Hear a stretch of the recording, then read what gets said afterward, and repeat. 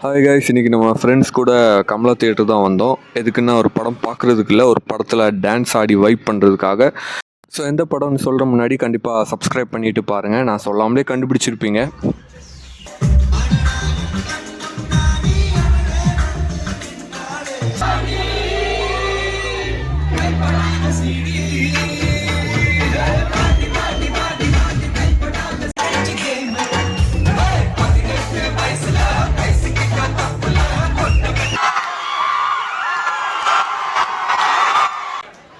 என் மேல நீங்க இவ்வளவு லவ் காட்டுறீங்கல்ல, அப்ப நான் கொஞ்சம் உங்களுக்கு திருப்பி கொடுக்கணும்ல.